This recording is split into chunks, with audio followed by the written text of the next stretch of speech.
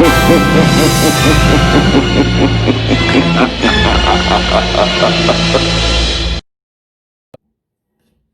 video y'all about to see, they gonna show y'all how they put certain spells on the music, like, you know, the masses and all that. The guy, you know, he gonna basically tell y'all in the video y'all about to see. Wonder why a lot of stuff happen to rappers and all that, and you know, cause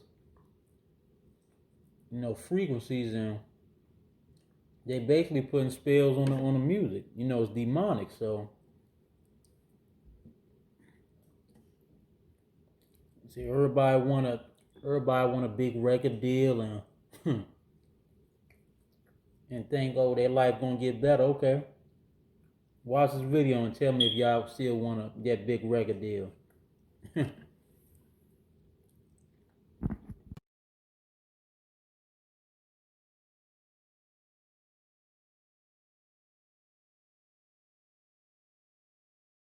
sit on a council of 13 people that take orders only from the Rothschild Tribunal in London, which they claim they take their orders directly from Lucifer. I was the manager of Zodiac Productions, which Zodiac Productions' name's been changed since then. I'm not even sure what they call it now, but it's the largest music conglomerate in the world. It owns RCA Records, Columbia Records, Motown Records, owns almost all the concert booking agencies in the United States. And that's not even the name of the company that owns it. The name of the company that owns it is Brenner Enterprises, and Brenner Enterprises is owned by Chase Manhattan. Chase Manhattan's owned by Standard Oil, and Standard Oil is owned by the Lords of London. You can track it on back. You kind of get the idea after a while. But I was the managing president of Zodiac Productions. It was one of my jobs as being one of these 13 people. Thus, I got to know many of the people who produce music and sing the music and play the music that you play. Now, one of the closest friends that I got during that time that I obtained was a man named David Crosby. Crosby, Still, Nash & Young. I saw David the day before Christmas last year, talked with him. I got him away from this witch that he had with him. He told her to go shopping. We were in West Hollywood, and I was witnessing around to people I knew. We went off in this store, and we started talking. I said, David, I'd like to ask you a couple questions. I said, I already know the answers, but I've been gone for 5 years. I'd like to know if certain things are still the way they were when I left.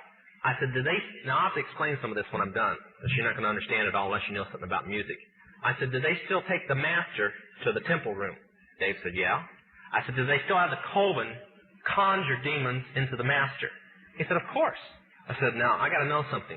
What's the main reason for rock music? He said, come on, Lance, you know what the reason is. I said, please, David, I don't want to guess. Tell me what the main reason is. He says, the same as when you were in, so that we can play spells on people that we couldn't cast spells upon. I'll explain what that means in a minute. I said, okay, one last thing. I've been hearing that you must be an initiated witch now to get a record contract. He said, that's right. He says, many of us that weren't total witches have to be witches now in order to produce music. I said, thank you. The master is a tape about as big as the top of this podium that looks like an overgrown 8-track that the album is cut on, and it's placed in a machine that produces and presses the records and the 8-tracks and cassettes that you buy. After it's been recorded, it's taken in. This is why a master's cut months in advance before it's released. On the full moon, it's taken in to a temple room about the size of this auditorium that is in every one of the major music companies, behind locked doors up in the executive offices. And it's placed on an altar sitting in the north of the room, and a pentagram engraved in the floor. And 13 hand-chosen witches and wizards and a coven come in and conjure a principality or a power up, usually Regia or something like that, and order him to tell the demons under him to follow every record and every tape coming off of that master. As I tell many Christian parents, you can go home and count your kids' records, probably yours too, and count how many demons at least are there.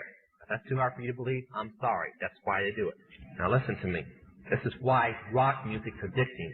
Have you ever seen kids that got rid of their music? They go around like this. They can't wait to find a rock station somewhere, and they sneak off just like getting a cigarette or a fix, because it's addicting. That's why they can't give it up. The rest of the conversation was this. You can't cast a spell on a Christian, but you can get a Christian to cast a spell on themselves. If you give the permission for the spell to work, being a Christian won't block it.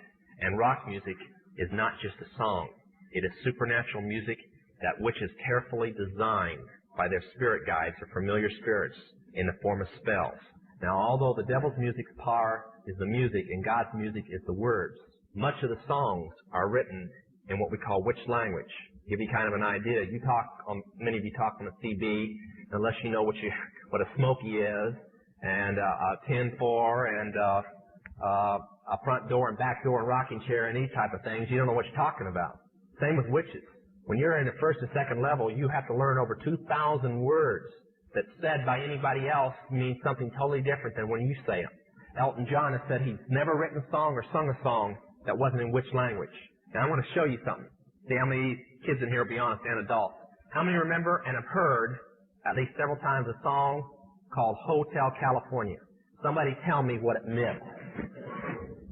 Quickly, somebody tell me what it meant. Huh? That's pretty close. But from the words, what did it mean? Well, that's more of a guess. See, most people can't tell you. That's why when people do drugs and they listen to songs in which language, they get some of the meaning. But most of the time, they can't tell you. Stop and think how many songs are out there that you really like, and you don't have any idea what the person was talking about. Beyond the Yellow Brick Road? How about The Destroyer by Kiss? Can anybody tell me what it's about? Kiss said in it, kids, show your parents. They're talking about Helter Skelter. Beatles sung Helter Skelter in which language? Nobody knew what it meant. Manson did because he belongs to the process. Helter Skelter is a several thousand-year-old word. Most of the music is either about Helter Skelter or a place called the Night Winds, which is what Hotel California is about, and different doctrines of witchcraft. You listen to them, your parents let you listen to them, and they have no idea. Kiss openly bragged how they were gaining control of people through their music because the people played their music. They told how they didn't form their own group. Their church, because they were ordained ministers of the Satanist church, placed them together. And that's how most of the music is done. David Crosby, when him and Crosby, Still, Nash & Young produced the record Two-Way Street, they ordered the principality of Medici to order demons of rebellion to go into the record, and everybody that heard it would be rebellious against law and order and government. And it was one of the reasons for the great upheaval in the 60s was that one album, and they take open credit for it. I have personally talked with Johnny Todd on the basis of Jack Chick's recommendation. Having known Johnny Todd now for more than 4 years, and my having known him for some 6 months, I believe that Johnny Todd is a genuinely converted man, saved by the grace of God out of the depths of Satanism,